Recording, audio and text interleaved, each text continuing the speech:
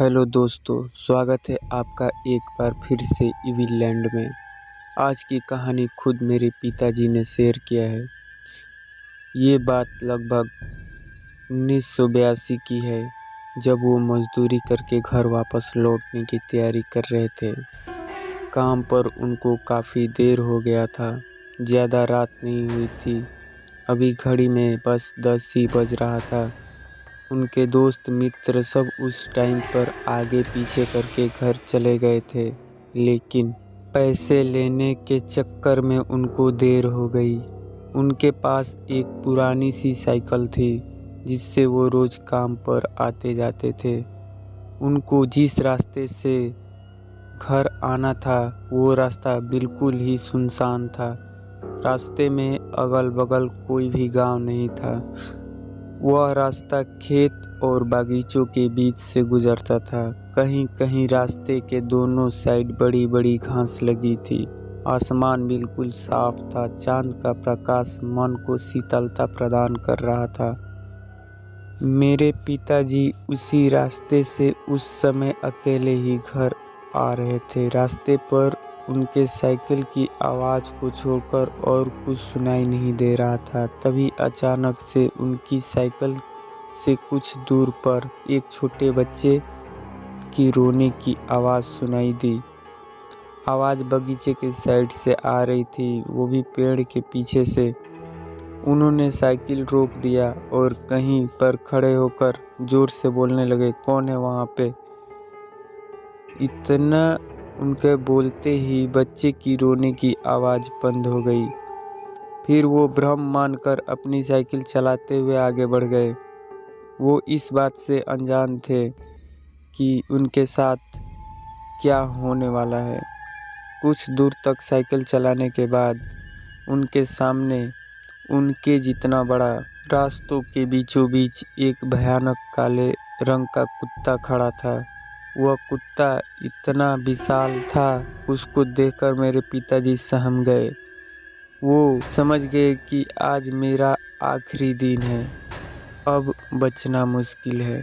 वह कुत्ता उनकी तरफ धीरे धीरे बढ़ता जा रहा था। यह देखकर मेरे पिताजी ने मन ही मन भगवान का नाम लिया और थोड़ी भी नहीं घबराए। फिर उन्होंने साइकिल से नीचे उतरकर अपना पूरा जोर लगाकर कुत्ते को डांटना शुरू किया। उनकी आवाज़ इतनी तेज थी कि कुत्ता वहाँ से एक पल में गायब हो गया। फिर वो जैसे तैसे घर की तरफ भागे। अभी गांव थोड़ी दूरी पे था। तभी अचानक से उनके पीछे से एक विशालकाय भैंसा दौड़ता हुआ उनकी तरफ आ रहा था। कुछ देर तक साइकिल को तेज चलाने के बाद एक छोटा सा मंदिर दिखा। मेरे पिताजी साइकिल को छोड़कर मंदिर के घेरे के अंदर चले गए। होने को कुछ और ही मंजूर था। वो इतना घबरा चुके थे कि वो ठीक से बोल भी नहीं पा रहे थे।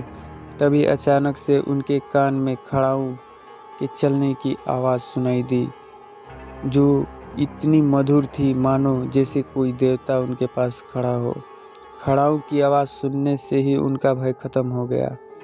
अभी मेरे पिताजी रोड के किनारे ही थे। खड़ाऊ की आवाज़ सुनकर वो पीछे मुड़े। उन्होंने देखा कि एक सफ़ेद कपड़े में एक बाबा उनकी तरफ आ रहे थे। दूर से ही देखने पर बाबा का कपड़ा, जो कि सफ़ेद था, वो बहुत ज़्यादा चमक रहा था।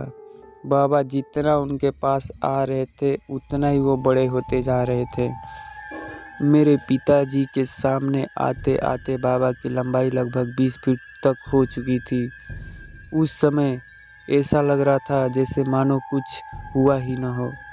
बाबा को देखकर उनको ऐसा लगा कि वो उनके सामने महादेव खड़े हैं।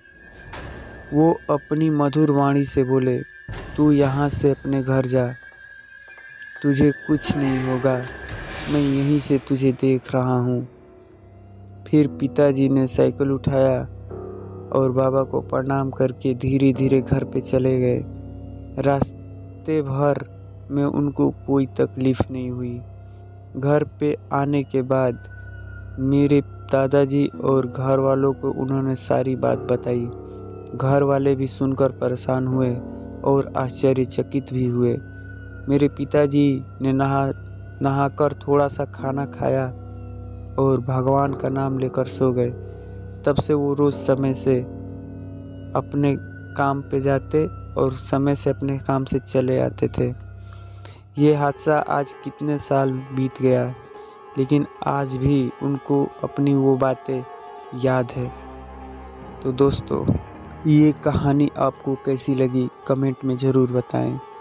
और अगर आप लोगों के पास भी ऐसी कहानी है तो मेरे इंस्टाग्राम पे शेयर ज़रूर करें। इंस्टाग्राम का लिंक वीडियो के डिस्क्रिप्शन बॉक्स में आपको मिल जाएगा।